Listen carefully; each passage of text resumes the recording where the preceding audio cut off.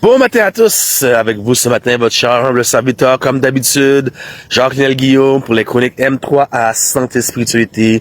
Et comme d'habitude, ce matin, je me trouve dans l'un des endroits que j'aime le plus, c'est-à-dire mon petit coin, mon petit oasis à moi, mon petit coin de méditation, là où je vais faire mes cultes le matin, là où je viens étudier ma Bible le matin. Regardez comme c'est beau. De toute beauté. C'est vraiment, vraiment beau. La nature à l'état pur, à l'état brut, parce que vous savez que je ne suis pas homme de la ville et bientôt je vais partir et que personne ne me regrette parce que pour moi, la ville, c'est pas pour moi. Je suis un homme de sérénité. Je me sens tellement bien dans la nature. Mais je ne suis pas ici ce matin pour vous parler de ça, mais plutôt pour partager avec vous ma méditation personnelle de ce matin qui porte sur les promesses. Vous savez, on fait tous des promesses. Est-ce qu'on les tient tous, par exemple? Pas vraiment, hein? Il y en a il y a des promesses qu'on fait, puis des circonstances hors de notre contrôle fait en sorte qu'on ne respecte pas la promesse. Nous autres, les Haïtiens, nous avons un petit proverbe qui dit une promesse, c'est une dette. Donc, combien de personnes sont endettées? On parle maintenant du côté financier, sont endettées. Imaginez pour une simple promesse. Voyez-vous? Donc ce matin, j'aimerais vraiment prendre le temps de partager avec vous quelle est la valeur, qu'est-ce qui fait la valeur d'une promesse. Voyez-vous? Il y avait un monsieur, chaque matin, il allait reconduire son garçon à l'école. Puis, en lui conduisant à l'école, il disait toujours, il lui répétait toujours, je t'aime, Harmon. Je veux que tu saches, quoi qu'il y arrive, je serai toujours là pour toi. Je t'aime. Je vais toujours être là pour toi. Jamais je vais t'abandonner. Oh, jamais je vais t'abandonner. Est-ce que ces paroles vous rappellent quelque chose? On continue. Et puis, un beau matin, il conduisait son enfant à l'école, son garçon à l'école. Il lui répétait encore la même chose. Je t'aime. Je serai toujours là pour toi. Quoi qu'il y arrive, je serai toujours là pour toi. Jamais je vais t'abandonner. Bien aimé, qu'est-ce qui fait la valeur d'une promesse au juste? Continuons l'histoire. À peine parti, l'école du petit garçon se trouvait dans un édifice, un très haut édifice, presque un gratte-ciel. À peine parti, il a tourné son dos pour, et puis après qu'Armand eut rentré à l'école, il lui eut comme une mini secousse et tout l'édifice s'écroula. Et l'homme, voyant cela, courut en direction de l'édifice. Il commença à fouiller dans les décombres. Il criait, Harmon! Harmon! Il fouilla dans les décombres. 2 heures se sont écoulées. 5 heures se sont écoulées. Bien sûr, les policiers, les systèmes d'urgence, les services d'urgence sont venus. 10 heures se sont écoulées. 24 heures se sont écoulées. Après cela, les services d'urgence ont dit au monsieur, ça ne vaut pas la peine. Ça ne vaut pas la peine, il n'y a plus rien à faire. Monsieur retourna à la maison, il n'y a plus rien à faire. Mais l'homme se retourna, les mains comme ça, il disait, aidez-moi, aidez-moi, aidez-moi. Mais lui, il continua, il criait, Harmon, Harmon. 2 jours se sont écoulés. Il n'avait pas mangé. Il n'avait rien bu. Et c'était d'une chaleur intolérable. Ses mains étaient remplies de lacérations à cause des pierres qu'il déplaçait une par une. Ses mains étaient remplies de sang. Mais là, il ne sentait plus la douleur. Il ne sentait pas le sang. Et vu que c'était des pierres, la poussière de roche restait dans sa main. Alors, de temps en temps, il enlevait la sueur à cause de la chaleur qu'il faisait. En faisant ça, avec la poussière de roche, il écorchait son front. Il y avait toute de la respiration et du sang qui coulait. Mais il criait, Harmon! Harmon! 3 jours se sont écoulés. Il criait, Harmon, les gens venaient le voir dire, arrêtez, ça sert à rien, ça sert à rien. Mais l'homme se retourna vers ces gens et disait, aidez-moi, aidez-moi, aidez-moi. 3 jours et demi se sont écoulés.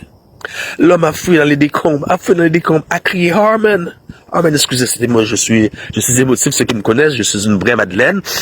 Ce n'est pas de ma faute. Il criait Harmon, Harmon.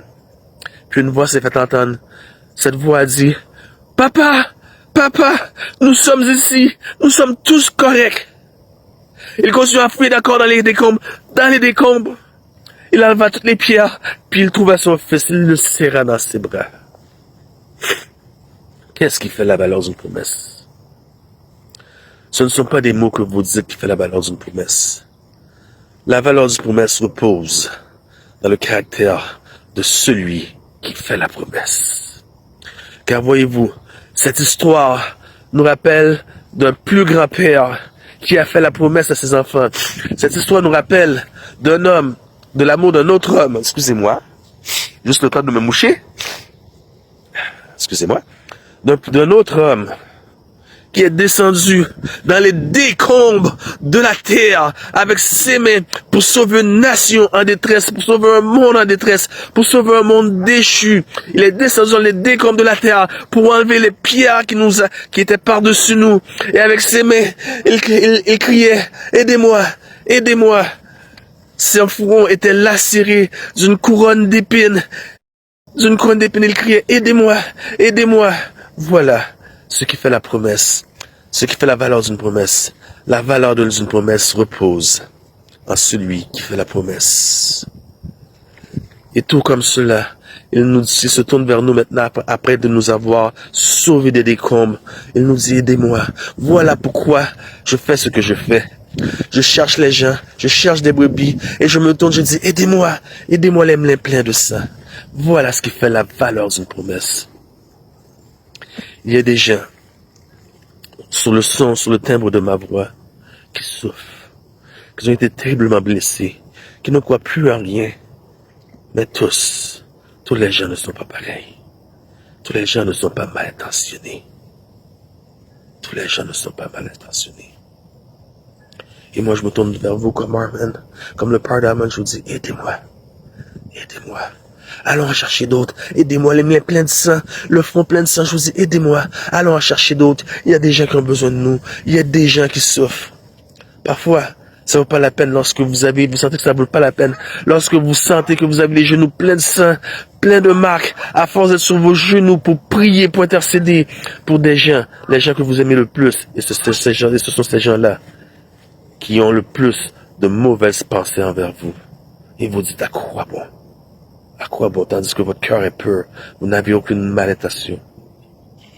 À quoi bon? Mais il faut continuer.